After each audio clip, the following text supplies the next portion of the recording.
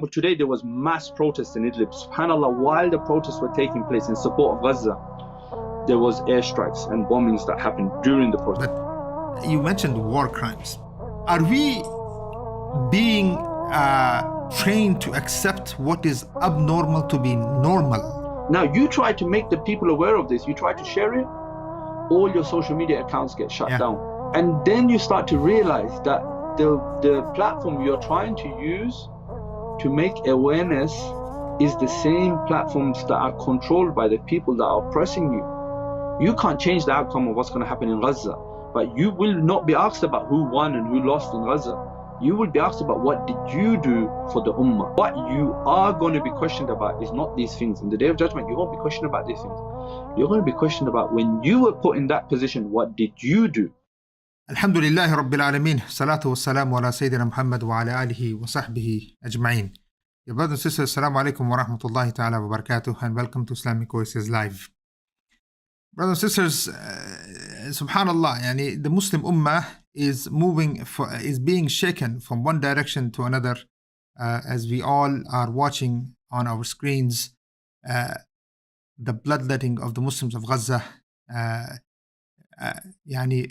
there is no one there to protect. There is no one speaking for them. There is no one that is willing to take the stands that are needed to be taken. It's one thing to stand from far and speak, and then there's another to actually do something about what is taking place. An open crime against humanity, especially the Muslims. But now we have another amazing brother. Many of you know him. He's been on the show many a times. I've been with him, and always these are dear brothers to us, more than brothers, to be honest. Our dear brother, Dr. Shajul Islam from Idlib, Syria. As you know, brothers and sisters, Syria, has been through war. Of course, now almost 11 years, 10 years of constant war and constant destruction of what we are actually seeing in Gaza. We saw that in Halab, we saw that in Homs, Hama, we saw that in Idlib, we saw that in all different cities of Syria. And brothers sacrificed there to go and help and in any way possible with their skills, with their wealth. And it's very important that we hear from those people, the brothers who are actually making the difference on the ground. And this is why we brought him back, Dr. Shajul Islam, to speak about the realities on the ground in Idlib and what are they thinking when they are looking at the situation in Gaza. The similarities, and everything else that comes with what we are saying in two different war zones. Dr. Shajul Islam, welcome back to Islamic Oasis. It's always an honor to have you, brother. I can't hear you. Assalamu alaikum. Can you hear me now, Sheikh? Yeah. Go ahead, Sheikh. Go ahead. Continue, brother. Jazakallah khair, Sheikh. Alhamdulillah, I'm humbled to be with you, Sheikh. It's been a while, alhamdulillah. Wallah, it's been a while, akhi. It's been a while. SubhanAllah. May Allah subhanahu wa ta'ala make it easy so that we can see you very soon, inshallah. So subhanAllah, I mean, for the last week and a half, 2 weeks, things have been escalating here. I mean, the level of violence we're seeing, we have not seen in the last 3.5 years. And so we became used to some strange form of norm, kind of not realizing that we're actually in a very volatile war zone. Until, subhanAllah, non-stop missiles started coming in to Idlib. Over the past week and a half, over 3,000 rockets were fired into Idlib, subhanAllah, mostly ground-to-ground missiles. And in the last 2 days, fighter jets are back up flying, subhanAllah, above Idlib. And today we had some very, very violent airstrikes, very close to, subhanAllah. This is from the regime, Sheikh? This is from the Russians? This is from the Iranians? Who's doing this?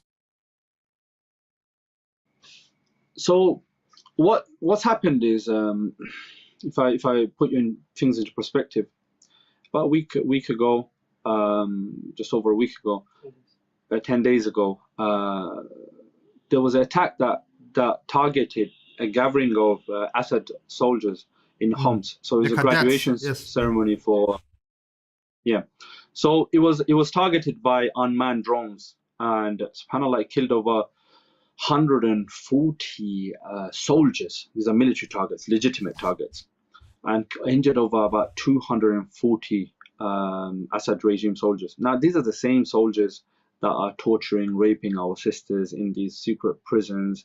And you've seen over the last 12 years, I don't need to go into details of what kind of war crimes these soldiers have been committing. So after that happened, straight away the Assad regime pointed the finger at Idlib, saying the rebels from Idlib, the Mujahideen from Idlib, are responsible for this attack. Although no one formally or publicly took responsibility for this attack, everyone kind of knew that this is an attack from the Mujahideen in Idlib against a legitimate target, which is the military of the Assad regime. And subhanAllah, straight away, the Assad regime started a retaliatory attack against the people of Idlib. Now, the brothers here attacked a military legitimate target, whereas the retaliation we saw from the criminals in the Assad regime was against women and children. They bombed about 5 different hospitals, medical centers, schools, multiple schools were bombed. It was, like I mentioned, 3,000 rockets were fired, mostly ground to ground. So this is just bringing you up to speed as to what's been going on. So there's been a back and forth on the front lines, and the brothers have been attacking multiple military targets. And this is one policy they have here in Idlib. They do not hit civilian targets. They only target military targets. So everything they're targeting, even today, they target the military college in Aleppo City. There's a precision attacks by unmanned drones, suicide drones or kamikaze drones or whatever you want to call it. So things are escalating here in Idlib, and everyone is anticipating a all-out war, because the people in Idlib are not satisfied with the status quo. Majority of the people that live in Idlib, about 60 to 70% of the people living in this region, are not from Idlib. They want to go back home. These are people from Homs, Hama, Sham, Damascus, and further south, Dara. So majority of the people here, they do not like the status quo, and they want to liberate the lands. And we can anticipate very soon, everyone's anticipating there's going to be all-out war. Things are not going to stay like that. This escalation, before I ask the question, I'm gonna put that down here, because I want to know your perspective on the escalation here. But you mentioned war crimes. Sheikh, obviously you're watching the news of what's happening in Gaza and everywhere else. And you said something, another sentence here is a strange form of norm. Sheikh, are we being trained to accept what is abnormal to be normal in the Muslim world? Politicians, supposedly superpowers, are coming on TV and literally saying that flatten Gaza, these are animals, they don't deserve to live, treat them like animals. You're talking about 2 million people in Gaza, 25 miles stretch, and then they're asking half of the country or half of Gaza to leave to Egypt. These are, according to their own norms, against Geneva Conventions, against United Nations rules of human rights, all of this. do these things don't matter to us? Are we not? How? Describe to me what you're thinking when you hear these people talk about human rights and war, war crimes and so-called human rights. You know what it is, Sheikh? I tell you something. It's only rules and legislations and law when it suits them. I mean, the same governments that were protesting against the war crimes committed by Russia in Syria, and we used to see all the time all the condemnations that used to come from Ukraine, the UN you mean? and all the Western government. No. When not only in Ukraine, I'm talking about Idlib. When what happened in Aleppo, when it happened in Ghouta and so forth, we saw all these same Western governments talking up against the war crimes that Russia committed against the Syrian people.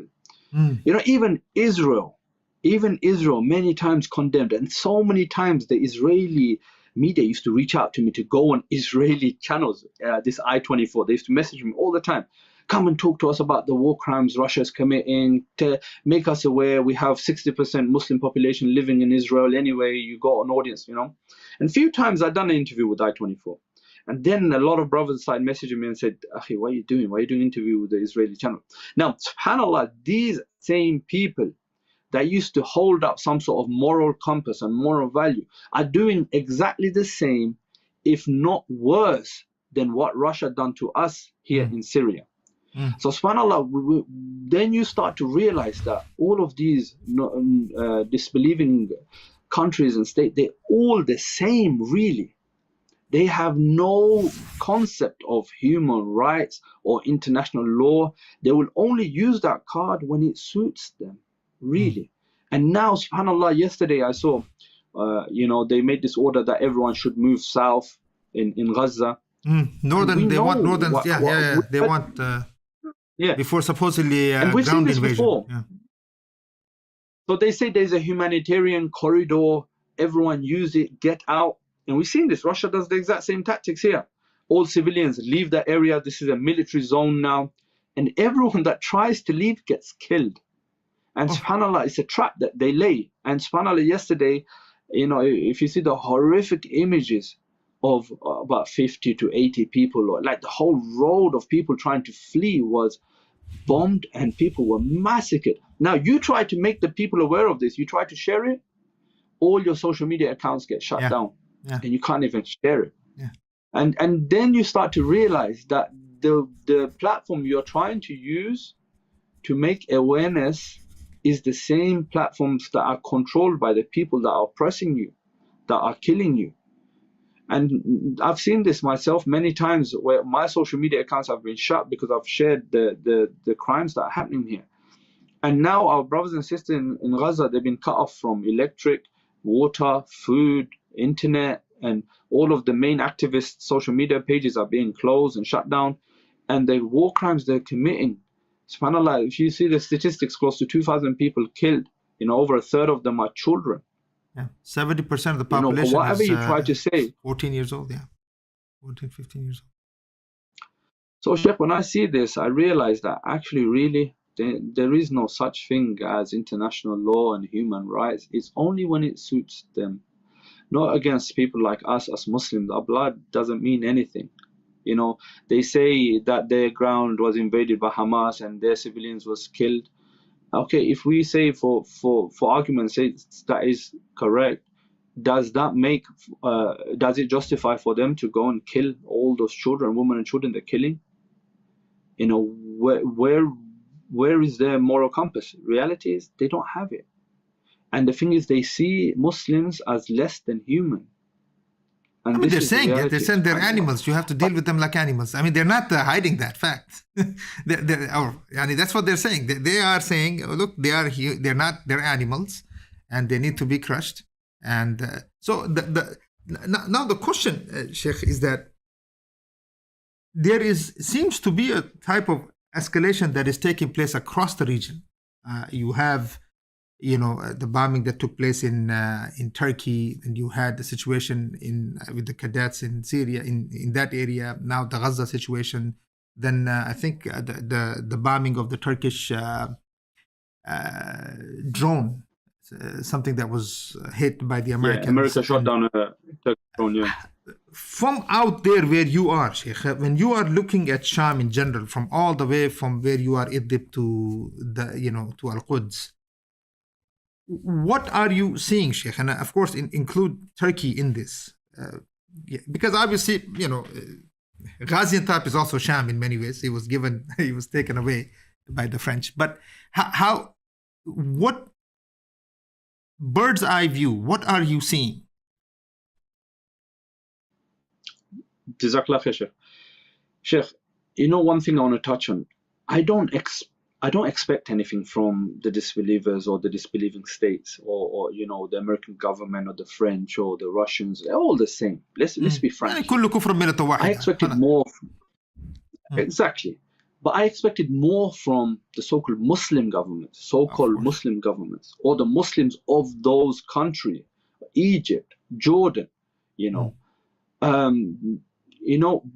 what really depresses me, Sheikh, is Hamas, the resistance in Gaza, who were democratically elected. Let's be clear about that. The legitimate government, because they were elected in 2007 by the people, are supported by who? Iran and Hezbollah. The very same people that are slaughtering us here in Syria. The very same people that are raping and torturing our sisters in prison are the same people that are supporting Hamas. And subhanAllah, let's look historically in historic context. Who was it that liberated the blessed land of Sham and in these regions of Quds? Umar bin Khattab, radiallahu anhu. And these areas where I am right now were liberated by Khalid bin Walid or Abu Bayd al-Jarrah and these people. And then Nuruddin Zinki liberated it a second time, the same place I'm standing in right now, and Quds and Sham. And subhanAllah, do we expect to get victory now from the same people that curse Umar bin Khattab? This is what really depresses me, Sheikh. When I see the resistance in Palestine, thanking and giving shukr to the same people that are massacring us here, you realize the mess we're in.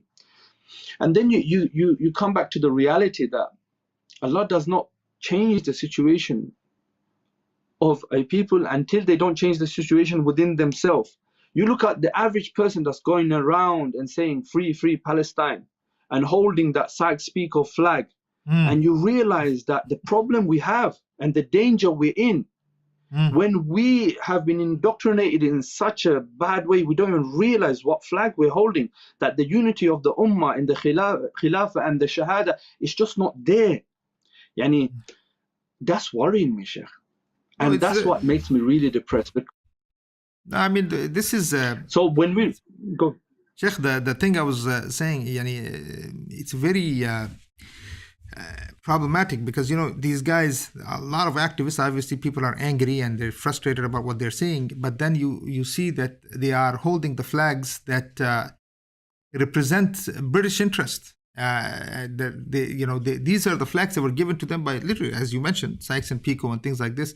And I had people there in a protest and they're screaming and brothers coming,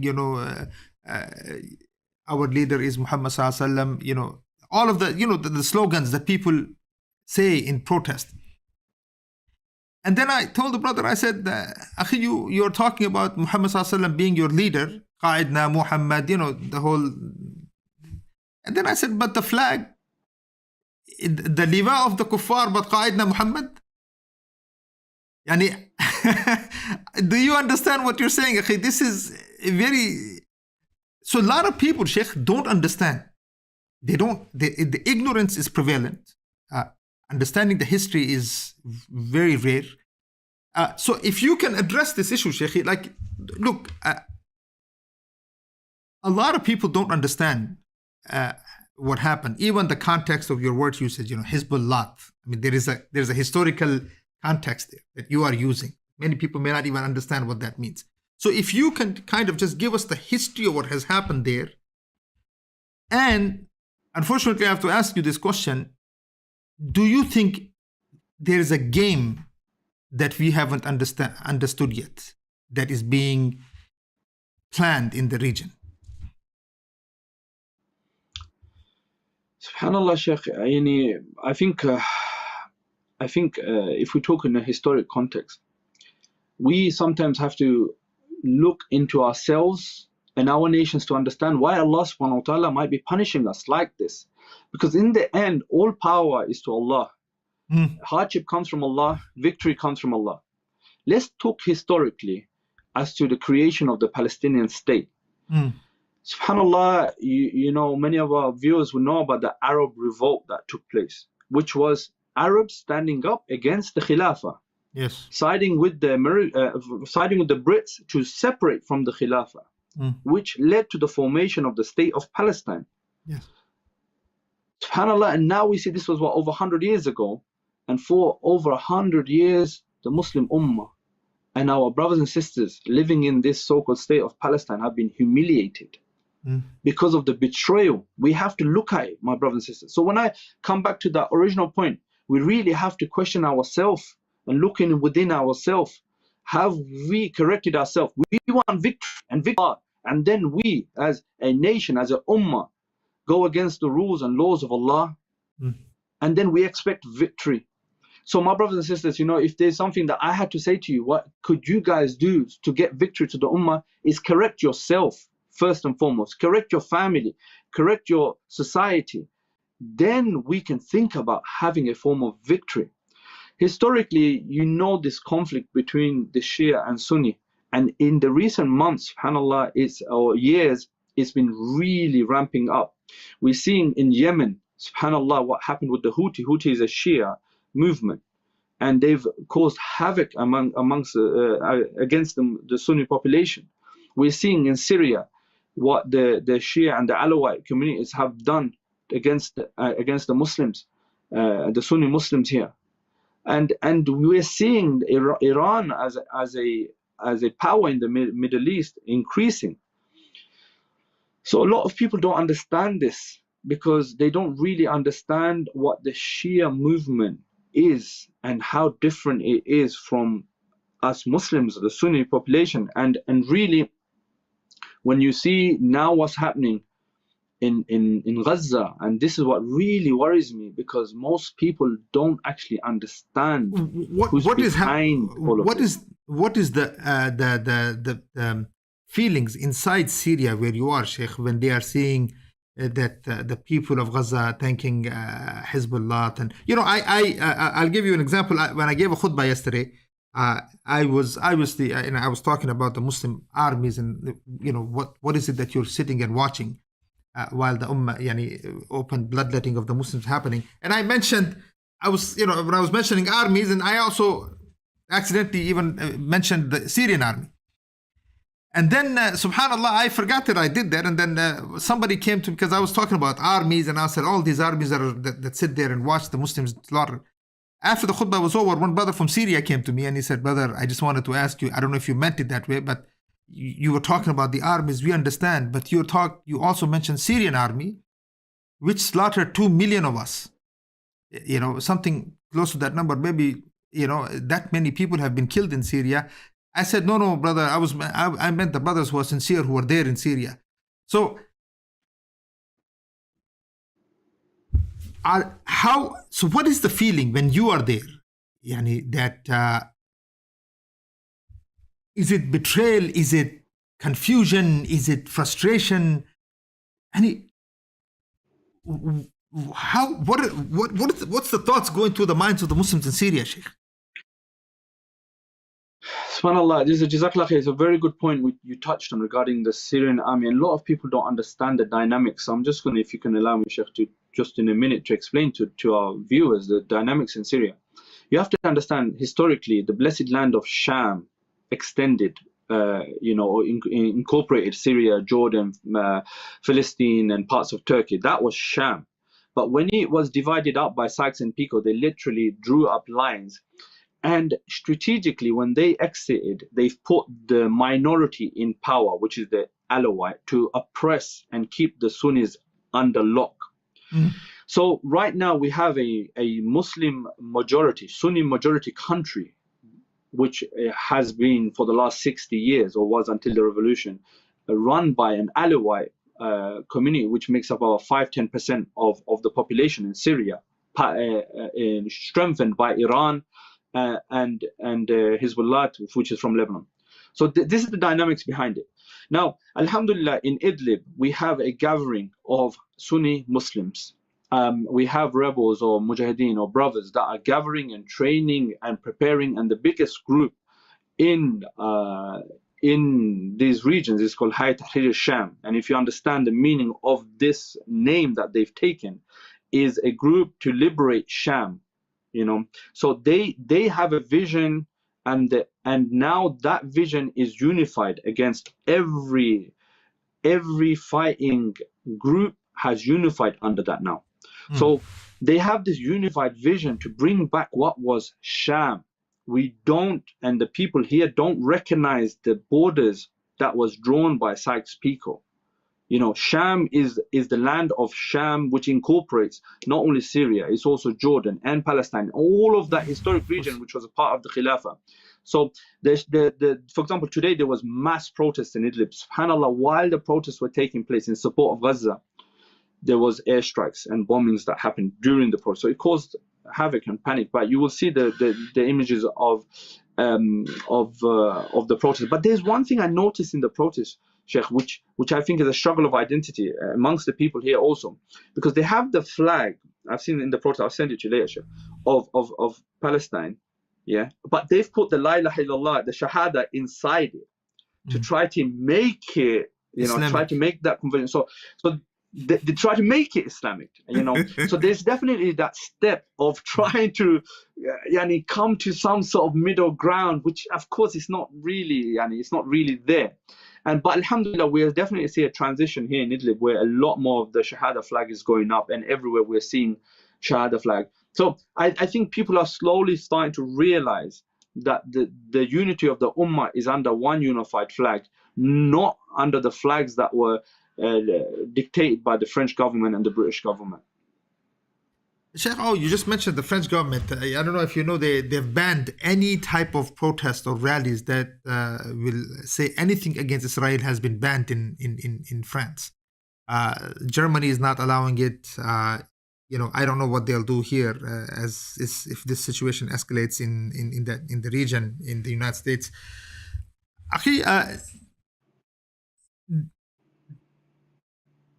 The media shutdown.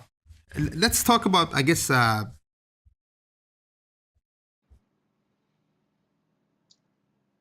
when we talk about Gaza, Sheikh. Now, I'm talking to you about Gaza only because I want to, you know, just there's obviously this is Sham and this is Gaza is part of Sham, and you're obviously looking at situation already in there. What do you see the role of the Muslims? I mean, you know, let's say now you're talking to activists, you're talking to the ulama, you're talking to journalists and professors and teachers and people who have status and people who can influence. What role should they be playing? I mean, obviously you're a doctor, you're already kind of showing what role you played, but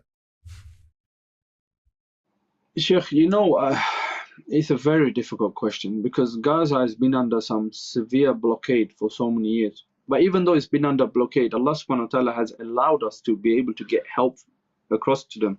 And I know, mashallah, Mubarak, I'm seeing the amazing work that Islamic Oasis is doing, even though there is a blockade. So I think there's definitely a role and a need for the Ummah to come together. And, you know, a lot of people might say, okay, if there's a severe blockade, how do you get aid in? Why are you fundraising? No, there are ways to get aid in, and although right now you can't get aid in, there is lorries and convoys waiting at the Rafah border crossing to enter the aid. And we've seen this so many times again and again. There will be, inshallah, a humanitarian pause where we can get aid in. Sheikh, if I'm totally honest with you, I'm seeing and I'm talking to brothers and I'm talking to people, and we've got contact with people on the ground in Gaza. And we, unfortunately, are anticipating that Israel is planning on annexing half of Gaza. They're planning on taking Gaza City. Yeah, they're planning on taking the Gaza City and the northern region. And it seems they are going to do it at any cost. And this is why we're seeing the horrific images and the media blackout they're trying to form. And I fear a repeat of history when we had in previous years these areas been taken over by the Christian Crusades.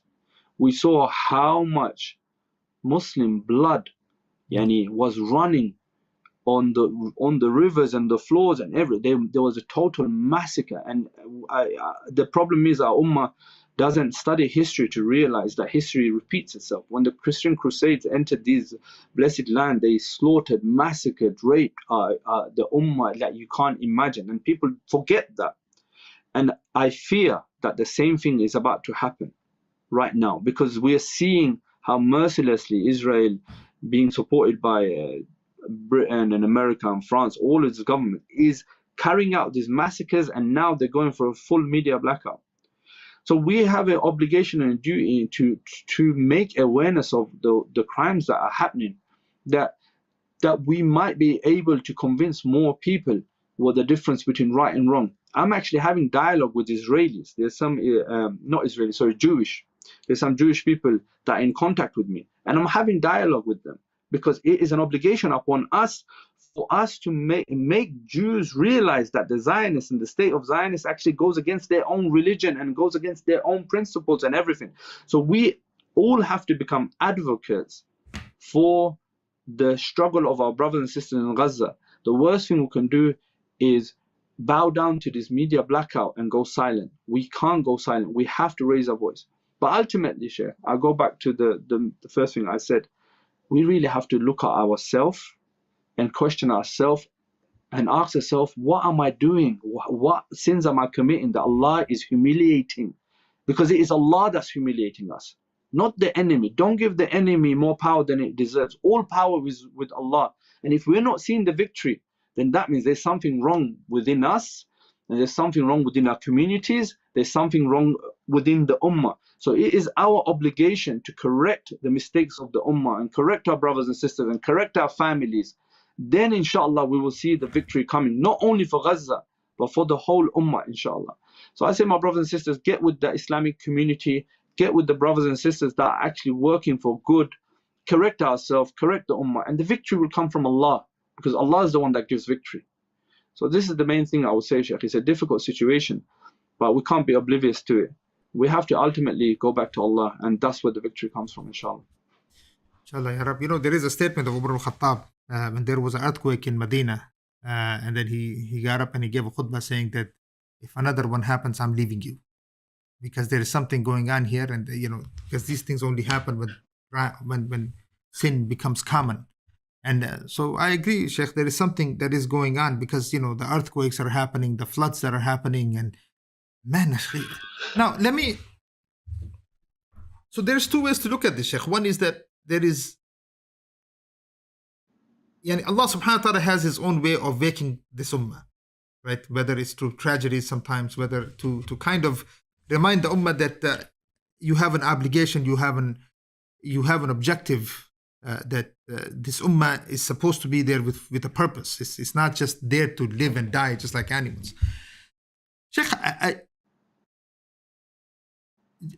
when you look at the Muslim ummah, or when you look at the situation of this ummah, what do you observe, Sheikh, as far as objectives are concerned? I mean, sometimes it feels like the ummah has, it can be swayed in any way people want. It could be used in any way, any politician from anywhere wants. It's.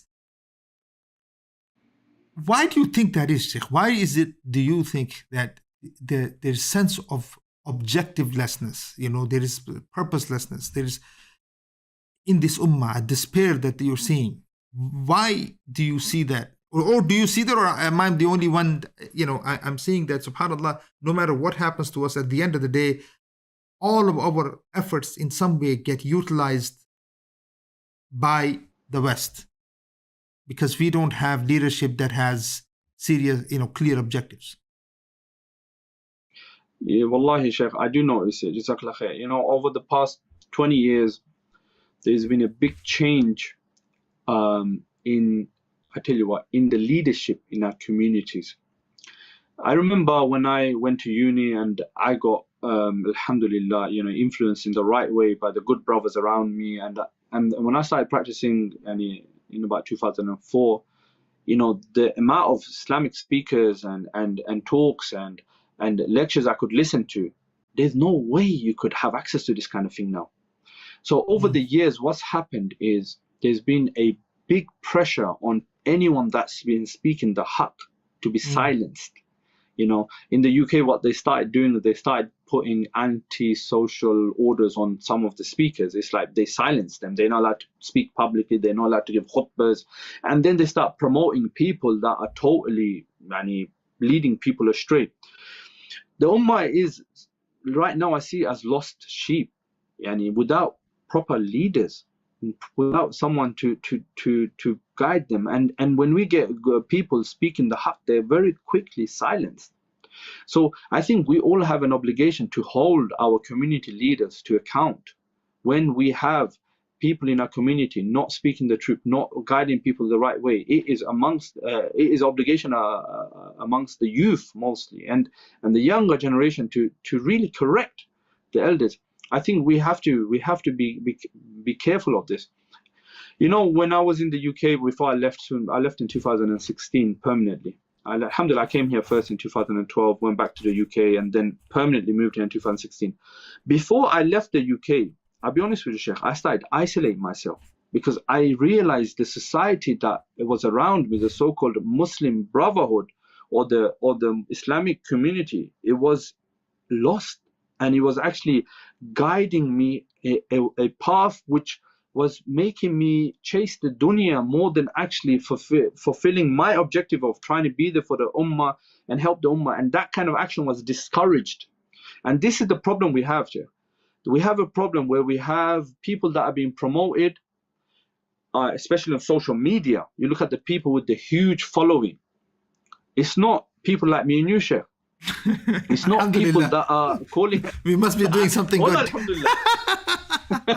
And this is what we have to realize. And you see the so-called social media scholars with the huge following, and you see the kind of messages they're giving out, some of the things they're saying, and the ummah is being led astray. So my brothers and sisters, you have to remember, we are strangers, we are ghuraba. And so don't always feel obliged to follow the masses when you can clearly see that the masses might be leading you in the wrong direction. Try to re-incline yourself to the Quran and the Sunnah, and sincerely seek Allah's help to guide you. Because sometimes you might find yourself alone. Actually, a lot of the time you're going to find yourself alone. Let's be clear. In my life, subhanallah, Shaykh, I'll tell you, the amount of time I've had to seek refuge in the cave, I would say. I would isolate myself to my room just with the Quran, just to try to find guidance from Allah, because I didn't see it in the community around me. And through that meditation process or finding closeness to Allah or through ibadah, Allah guided me, and allowed me to come to this blessed land of Sham, allowed me to use the skills I have. And it was not easy. It was not an easy journey. But sometimes you have to.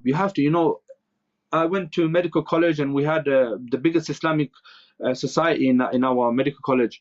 I had maybe 100, 200 Muslim brothers, that all are doctors now, a big group. But when I started taking the path of coming to Sham or making that, how many doctors are talking to me now from the hundreds that knew me?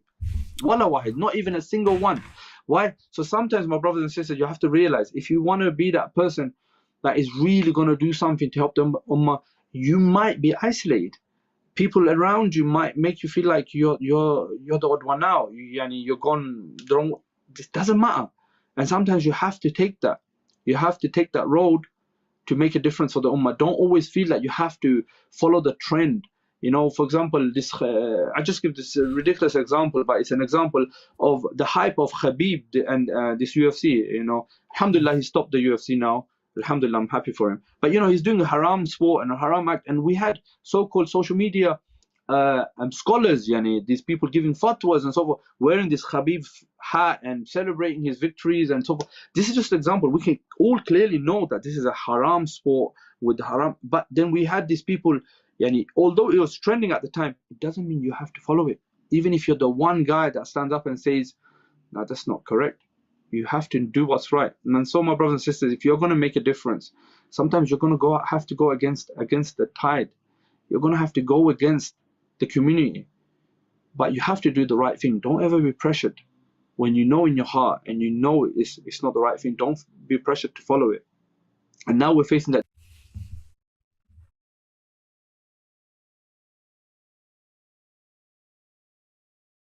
and blocked and shadow banned. And we have to keep trying.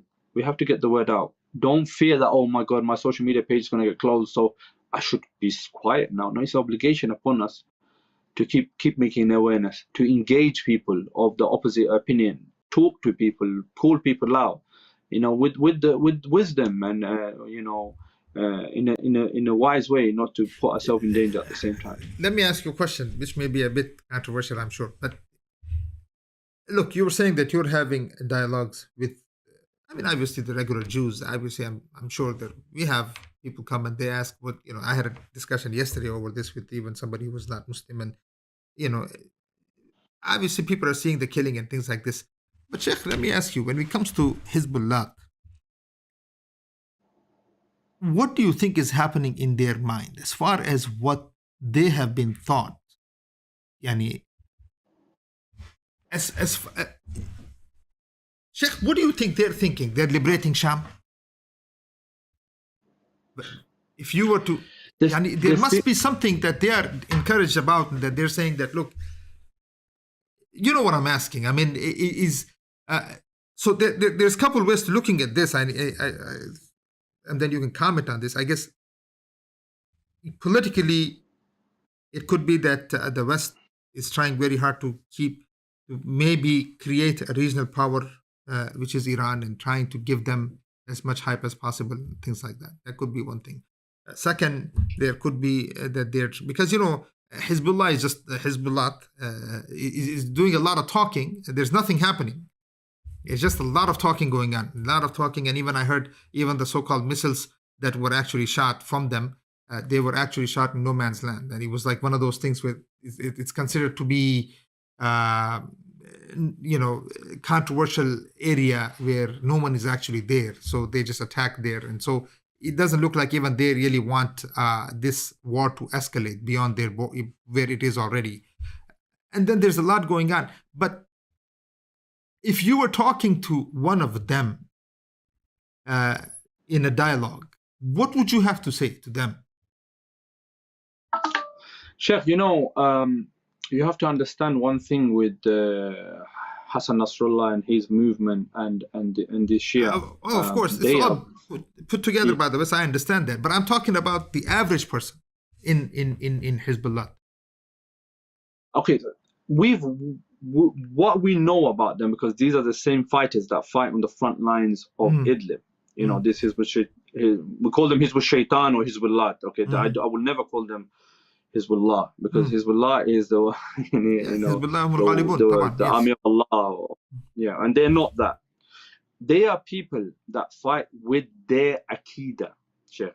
And I've been in dialogues with these people in the UK, and these are not people that you can convince, and these are not people you can stand and talk with for long amount of times, because they start cursing the wife of the Prophet ﷺ, they start cursing the Sahaba, and these are not things that anyone that has love for our mother, or has love for Aisha, or has love for our Sahabas, that can stand and talk with them. You can't talk with these people. Subhanallah, they actually fight and die for their Aqidah and their belief, and they actually believe in that faith, and they actually fight hard. So this one thing that we got to give them is they're very strong fighters. It's not like the normal Assad regime soldier who's already scared and he doesn't know why he's fighting, he doesn't have a strong Aqidah. So this is the thing we have to understand. And if you really want to understand their mentality, you have to understand historically where the divide happened between the Sunni Muslims and the Shia, and this is the thing they're pushing for. And in the Middle East right now, with Iran and Iraq, now Iraq, subhanallah, after Saddam Hussein was removed, was handed over to the Shias. So what we are seeing is a destabilization of the Middle East, where you have two strong powers fighting each other, two occupied, killing each other. And this is a classical strategy or divide and conquer that the West has been utilizing in most of the Muslim lands. And you look at India or the Kashmir situation, you look at even, subhanAllah, Bangladesh, Pakistan, and that situation. Yani the West has this strategy of occupying us in fighting ourselves. So is it in the interest of the West to strengthen Iran? Yes. Why? Because then the rest of the Sunni nations, whether it's Saudi Arabia or whether it's Jordan or whether Yemen now, or half of it or more than half of it is already in the hands of the Shia. So you have a very strong Shia presence in the Middle East, countering or fighting the Sunni. So us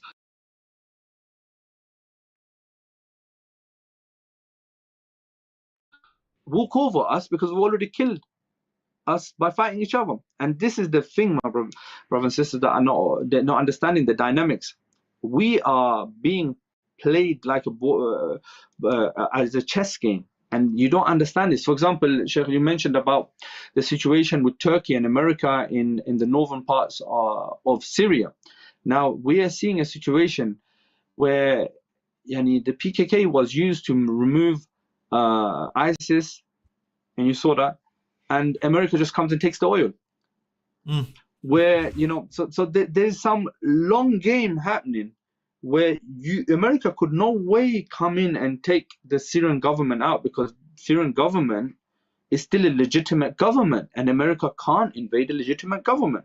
So they prop up ISIS. Look at most of the weapons that ISIS got. Where did they get them from? They got from Mosul. How did ISIS walk into Mosul? They literally just walked into Mosul, and subhanAllah, look, all of Americans' weapons are there.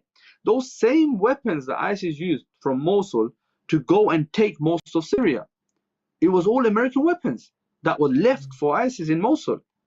And then, subhanAllah, when ISIS takes majority or a lot of Syria, then America moves in and takes them out. But America could have never thought about taking out the Syrian regime and taking that oil in Deir ez-Zor. Now who controls all the oil in Deir ez-Zor? Deir ez-Zor holds majority of the oil of Syria. Now it's with the Americans, and they're piping it all out, taking it. So you got to understand, we're all being played. It's a whole big game that we're being moved around. Sometimes this group is being propped up.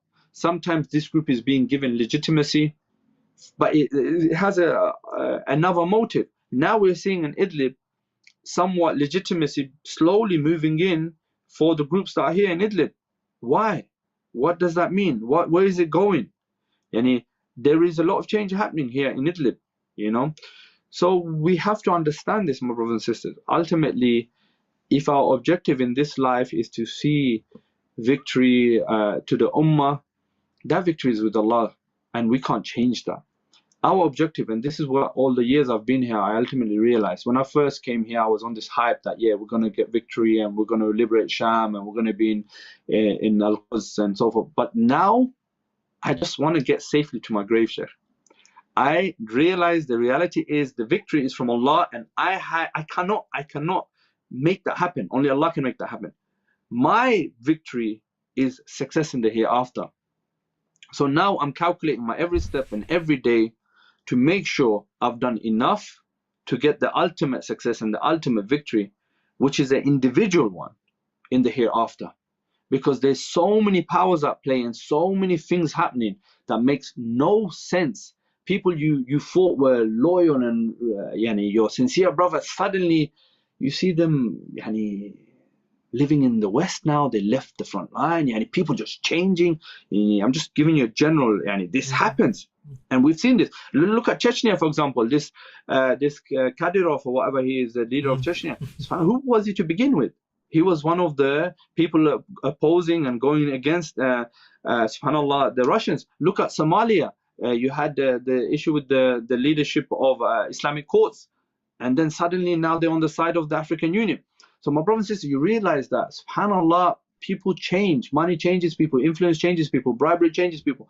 And you can't do nothing about these things. Allah is going to test you through hardship and difficulty. And you have to pass that test. That's it. You can't control this. You can't control groups. You can't control the fights that's going to take place. You can't control what's going to happen next. But what you are going to be questioned about is not these things. In the Day of Judgment, you won't be questioned about these things. You're going to be questioned about when you were put in that position, what did you do? You can't change the outcome of what's going to happen in Gaza. But you will not be asked about who won and who lost in Gaza. You will be asked about what did you do for the ummah? What steps did you do? That money you had in your pocket that you could have donated, you went and bought a car with it? When you could have donated that to Islamic Oasis, for example, and they could have built a hospital, or they could have done something. That's what you will have to answer for. So my brothers and sisters, don't make things overcomplicated, because really when you sit here and you're thinking what's going to happen tomorrow, are we going to get victory? Are we going to win that battle? Are we going to lose? You go mad. Just simplify it. And this is what I would say to the brothers and sisters. Sheikh, just a little bit on the medical situation now, both in Syria. Well, first question, when you're seeing the medical situation in Gaza, I mean, obviously you've been through all of it, through hell and back, but what are the similarities? And if someone here, someone from Gaza is watching this show, as a doctor, what advice do you have for the medical teams there and those people who are working? And I'm sure they're used to it, they know what needs to be done. But when you're watching, what are you seeing, Sheikh? What should be done, and what, from your experience? I think one thing, Jazakallah khair, subhanallah, I've spoken to the doctors in the main hospital in Gaza. The main hospital is Al-Shifa hospital in Gaza. And subhanallah, I've spoken to the doctors, and we've liaised previously in previous conflicts together. And one thing you have to give them, they are, mashallah, Allah Mubarak, they are some of the most experienced doctors in the world. So it's not something I can give them advice. It's the opposite. I can learn from them, because they've been in war for however long. And mashallah, Allah Mubarak, they're some of the most skilled doctors. So I would feel ashamed to even think about advising them. I see them as my senior, and I have a lot of respect for them. The difference is, here, when I spoke to the doctors there, I realized one thing. Alhamdulillah, the Ummah has helped and tried to help Gaza a lot. The Al-Shifa hospital, I believe, was built by the Malaysian government. It's a hospital with 2,000 bed capacity. The hospital, mashallah, Allah Mubarak, is huge. And they've really built it to a very high standard. So hold on, Sheikh. Hold on. So this hospital was built by the Malaysians? Yeah, I believe so. When I asked them, it was built by the Malaysian government. And what in the world hospital. Is the Egyptian government right there? The Jordanian government was right there. And man, what the heck did they do? The one thing about the Egyptians, Sheikh, we've been involved with the charities I work with in the UK. We've been involved in getting aid into Gaza for a long time. And the reality is, Egypt doesn't help you. Yes, I know. Believe me, the hell that we are going through. Yeah, of course. Yeah. And you know what we have to do to get the aid in. And one Israeli actually said that, and this was an interview last week, I'll send it to you after this, inshallah. And he said, the Egyptian Sisi is oppressing the Gazans more than Israelis. And the Sisi himself is a bigger Zionist than the Israelis. And subhanAllah, this is the reality. When you see the oppression, Allah, a Jewish guy, is a Zionist, like he said this on the interview. And you have to realize this, that the Egyptian government, historically, and now, is the one that is more harsh in enforcing the blockade on Gaza, more than the Israelis. And any Egyptian brother or sister that tries to step up and be vocal about this is imprisoned and tortured and killed. And you saw what happened, Sheikh, to the Muslim Brotherhood. All of them, where are they now? And anyone that had an Islamic inclination, what happened? So we don't have this Islamic government. SubhanAllah, yesterday, the day before, what happened in Jordan, Sheikh? When the Jordanian people wanted to protest and come to the Jordan Valley to protest, they got tear gas, they got shot at, they got, SubhanAllah, and Jordan clamped down on that. So these are not Muslim governments. Maybe Muslim people living in the countries, but these are not Muslim governments. So this is the point, Sheikh. This is the point. So going back, the issue of medical work there, Sheikh. So what are you seeing? Similarities? What are you? Obviously, of course, they are experienced, but what are the similarities? I'll tell you something. I've been watching. I've been watching the videos and I've been seeing the situation and we've seen it. We've seen it all too much. All of this massacres and so forth. We've seen it, and I feel their pain and I feel the suffering, and I'm seeing the day and night they're working. I'm seeing all the children. SubhanAllah, there's a huge similarity between the kind of injuries they're dealing with, and we've dealt with over the years. But what's worrying me right now is obviously with the electricity being cut and the water being cut, and I can just imagine what's happened. One thing that I feel fortunate, alhamdulillah, for my brothers and sisters in Gaza is that their hospitals so far have not been targeted, and I pray to Allah that they don't get targeted, because they're already overwhelmed and so forth. And actually I've been in that situation, and then imagine that, Sheikh, when you're dealing with that much casualty and then your hospital gets bombed as well, and then you see your colleagues are dying as well, and you know, it brings back so much memories, and it brings back so much trauma, and to the point actually I can't continue watching it. I watch it and it brings back everything, because I've been in that situation so much. Wallahi, I can feel the pain, I can feel the suffering, I can feel everything they're going through. And I ask Allah subhanahu wa ta'ala to give them strength, Sheikh. That's all I can say. And everything they're going through, I know. I've been there, I'm feeling it, I'm experiencing it. And in the end, you know, historically, this nation, these two lands was one land. And we look forward to the day, inshallah, when the land of Sham returns without these borders, so that we are in a position to be side by side with them, helping them, assisting them in these struggles. And that's the day we look forward to. All of us here in Idlib have this in our heart, that inshallah, that one day we are going to be in Quds, we are going to be in Sham, in the blessed land, you know, in the center of, you know, not only Damascus but further. And I look forward to meeting my brothers in this world and the hereafter, inshallah. I'll work tirelessly now. Sheikh, man, there are so many things.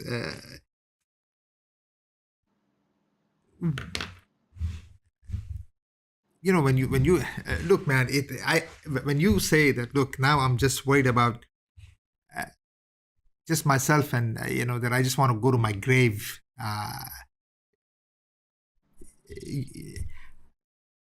Sheikh, is that look, people who are watching this, they want to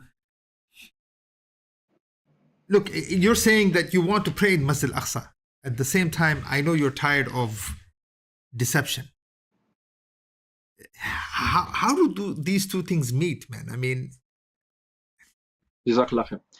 Jazakallah khair. Sheikh, Allah subhanahu wa ta'ala has promised us victory. The victory is with us. Okay? The victory is I don't want anyone to misunderstand what I'm saying. Allah subhanahu wa ta'ala is going to give us victory. It's going to happen. And we ask Allah subhanahu wa ta'ala to allow us to see that day. You know, and so what I'm really saying, Sheikh, is if we want that victory, we have to rectify ourselves, and Allah will give us that victory. But at the same time, I'm being realistic, because I'm seeing what is happening around me, and I'm seeing the state of the ummah right now, and I fear that victory is far, because we haven't got to the point where we are worthy of gaining that victory from Allah. You understand what me, is being worthy, Sheikh? I mean, look, you are someone who's not Syrian, someone who's not Arab, someone who's not you know, in any ethnically Arab or anything. Nothing. You're there.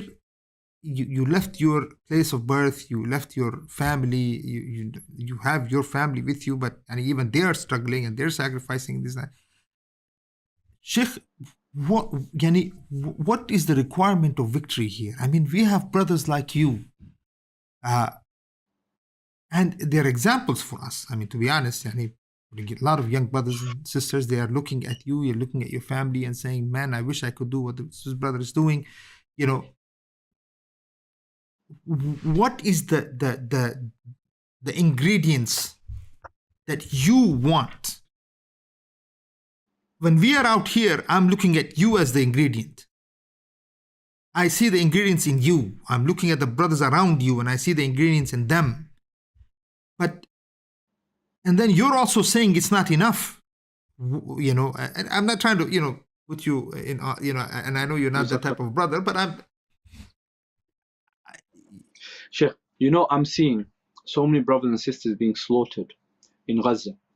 And I've seen some of the brothers' final message or so forth before the last recording they've done before they've died, and they actually are comforting us saying Allah is with us, don't worry about us, we've been given victory, Jannatul Firdaus, inshallah. So there is two types of victory, Sheikh. The way I'm perceiving it, there's the individual victory, which is me, bi'idhnillah, getting Jannatul Firdaus. And that's something individual. And there's a collective victory, which is the Ummah gaining the Khilafah again, gaining back the Muslim lands and so forth. So I want the brothers and sisters to distinguish the two. Ultimately, we as individuals have to do everything we can to get our individual victory. And collectively, if we can get to a society that is worthy of getting a victory for the society, for the community, then we will see the victory of us gaining back the Muslim lands and so forth. This is what I mean, Sheikh. So I'm doing everything as an individual. And I pray and hope that my brother beside me and my family and the community do the same collectively. Then inshallah the victory will come for the community. And right now, I'll be honest with you, I'll be frank with you, Sheikh. It seems so far-fetched. It seems so distant that we're going to get to a point where the Ummah, and I want the Ummah to prove me wrong. I want every brother to suddenly wake up tomorrow and realize that I should be in the Fajr prayer in the masjid, I should be doing Qiyamul Layl, I should be, you know what I mean? And it just seems so far, Sheikh. Maybe I'm wrong.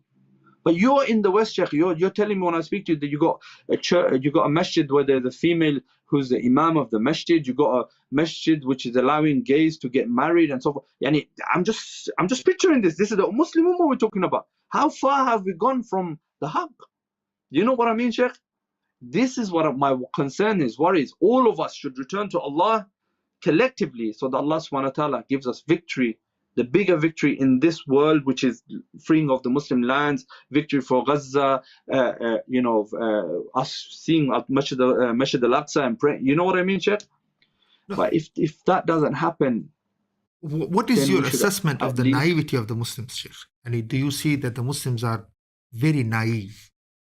Look, I one of the things that from what I'm reading, from what you're saying, and from your frustration, because obviously frustration is valid, and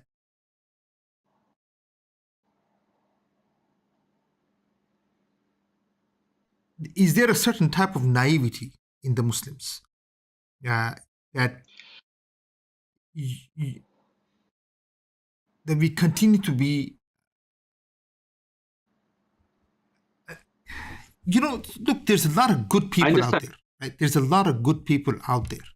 There's a lot of people, you have no idea, since the Gaza situation happened, people are calling me, Brother Shirazi, what to do? What do you want us to do? What do you want us to do? What do you want us to do? Khutbahs, people are screaming Allahu Akbar, this and that. People are frustrated. People are mad. But then it's true that when you talk to them, they don't understand the deen. Their solution is again the same solutions given to us by kuffar, which is very frustrating. That you tell them, these are the same solutions we've been following for the last 50 years, and we are here. You understand the solutions you're giving me today is what brought us here, and you're giving me the same solutions again. So is it part of victory not being there? Of course, and it is in the Nusra min indillah, taban. But is there political naivety? Is it lack of being aware? Is it lack of reading and understanding? Lack of historical understanding of events? Is this what's making you see that we can never, until we have that type of clarity, we're not going to get there? Jazakallah khair, Sheikh. So what I'm seeing when I'm observing how people are releasing the frustration, I feel like they've totally off the mark. If we see how, for example, there's big protests right today in London. Yeah, it's huge. If you see huge protests. You see who's leading the protest, yes, and what agendas they have. You actually realize you're off the mark. Yes. The victory won't come Sisters from without hijab protests. are standing there and leading them. Bunch of men standing with beards and all these thopes and are standing there listening to the nonsense. That's true. I do see that. And subhanAllah, For example, George Galloway and so forth, to name a few, who's actually any support of the Shia movement and so forth, and against our struggle here and so forth. What I'm saying, Sheikh, we need to stop and recalculate. Bringing back the state of Palestine is not the solution. Of course. Having, you know what I'm saying, Sheikh? Of course. No, see, before you end, there's a plan for two-state solution. The Americans want it. They want this so-called two-state solution because they want to calm the region down because they have to deal with China, it seems.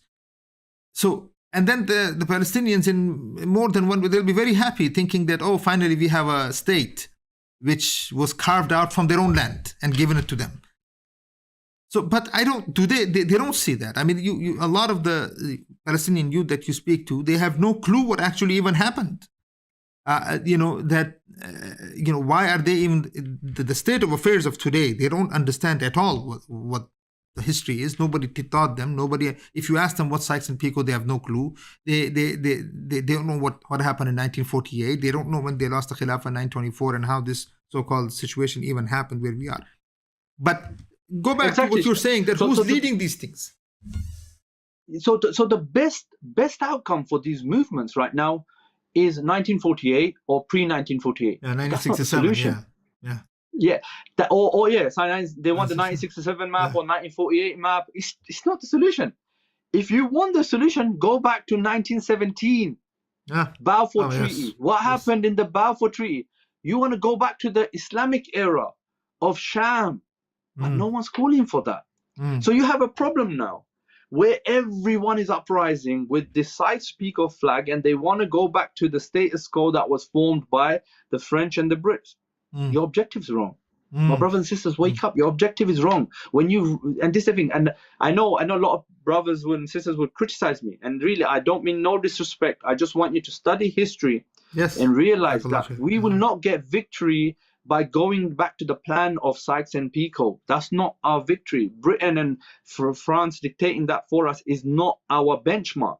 We want to go back to when we had these lands under one leadership, one Khilafah, one rule, and when the land was the land of Sham. And that is our victory under one flag, my brothers and sisters. Just imagine every Muslim, if they behave like one body, one ummah. And for us to be able to behave like one ummah, we need to rub out these lines and have one unified flag, which is the flag of La ilaha illallah, Muhammad Rasulullah, the flag of Shahada. We should realize it. So this is the point, Sheikh. I think a majority of the people, they want to feel like they've done something. And I know I've been there when I was living in the West. Allahu Akbar, Sheikh. We just got some missiles coming in. Oh. Check where they're landing, bro. Just some...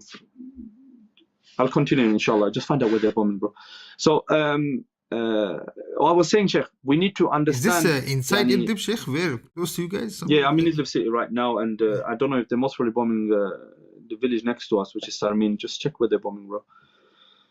SubhanAllah, because what happened, Sheikh, today, there was a lot of airstrikes.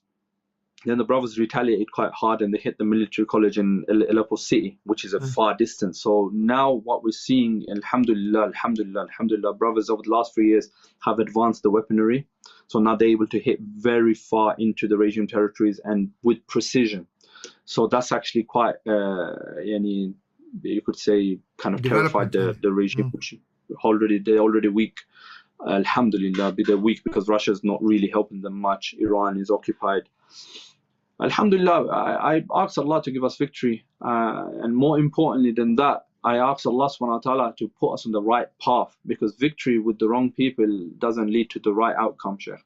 And so the most important thing I always go back to is for us to correct ourselves, is to have the hadaf, the direction, the objective, which is correct. And our objective is to go back to something that pleases Allah, and that is one unified ummah under one banner, one flag.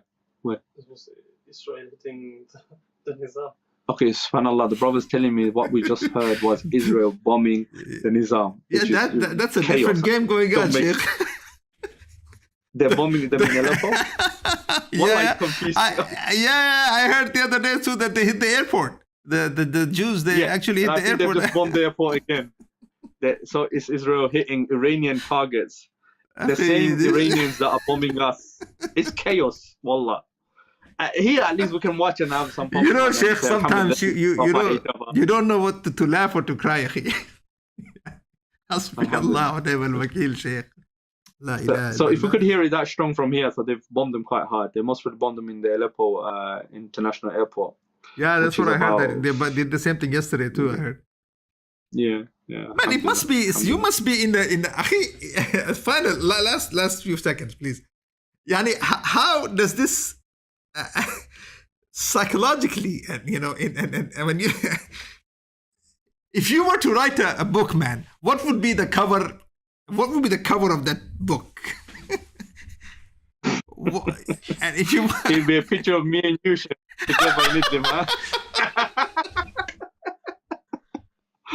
And the laughs we've had. Wallahi, Sheikh, I don't know. Wallah, I'm so. I'm talking to you live. There's a bombing going on in the background from the Israelis. Then you're being bombed by the Russians. Then you're being bombed by the regime. Then there's the same people bombing the Muslims on the other side. And then there is, oh my goodness, la ilaha illallah, Sheikh. This is the.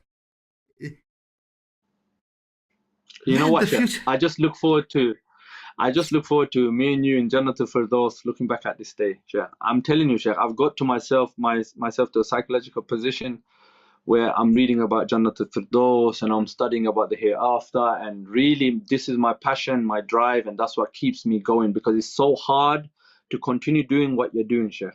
Especially when you're working as a doctor and you see the suffering and you see so much injustice and you see so many children being killed. What drives you to keep going? What stops you from going mad, And this is the reality. Everything's a mess. Every single brother that's been talking to is making me cry. You guys, I talked to the brother yesterday, and I was crying on the show. I'm talking to you. You guys, may Allah protect and preserve you guys and the brothers around you and the Ummah. May Allah subhanahu wa ta'ala protect and preserve you guys, man. May Allah subhanahu wa ta'ala allow us to do what you guys are doing. May Allah protect you, preserve you guys, give you guys, bring you victory from places you couldn't even imagine, and raise your status in the dunya and the akhirah, akhi. Yani, Ameen, Sheikh. Allahumma ameen, Sheikh. And I'm going to let you go, man, because I heard the bombing, and make sure everybody's okay. And I know you guys are used to it. That's what I meant, man. Strange form of normal. Yeah. That would be the cover book. That would be that should be the title. I got it. A strange form of normal. Man. Alhamdulillah, Jazakallah khair, Sheikh. One day, bi'idhnillah, if Allah gives us the ability, inshallah. May Allah can give you guys the ability and tawfiq, and hopefully to see you soon there with you, inshallah, Sheikh. Believe me. Bi'idhnillah. Inshallah. Jazakumullah khairan. Jazakallah khair. Brothers, sisters, and with you guys, subhanallah, as our dear brother mentioned, this ummah is being told in many ways we are used to what's called now the strange form of norm. That's something I will probably not forget ever. Where what is supposed to be abnormal is being made normal. War crimes, death, killing people from not allowing them to eat, turning off electricity, not allowing people to drink, moving people from one place to another place, your own Muslim country, playing the role of your enemy. Subhanallah. If that's not a strange form of norm, I don't know what is. But Nasrullah, the Nasr of Allah subhanahu wa ta'ala is qareeb. Nasr min Allahi fatun qareeb, bi'iznillahi ta'ala. The more the good thing, brothers and sisters, is that the moment we lose hope in everything that we thought that we should hope in, that tells you that, look, at the end of the day, it's only Allah Azza wa Jal. May Allah subhanahu wa ta'ala protect and preserve all the brothers, protect this ummah. Wa jazakumullahu khairan. Assalamu alaikum wa rahmatullahi ta'ala wa barakatuh.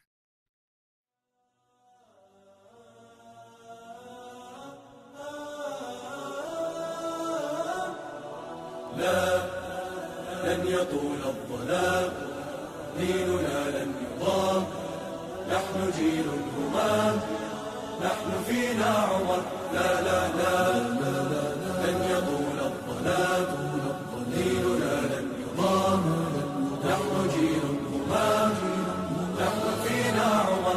صبح بدا نور ظهر، نجم وشمس وقمر، ألقى على الدنيا الدرر.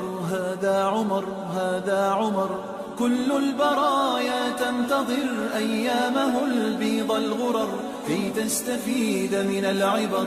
هذا عمر، هذا عمر. لا، لن تدوم الجراح، بل سيأتي الصباح. نحن أهل الكفاح، نحن فينا عمر. لا، لا، لن تدوم الجراح، بل سيأتي الصباح. نحن أهل الكفاح، نحن فينا عمر.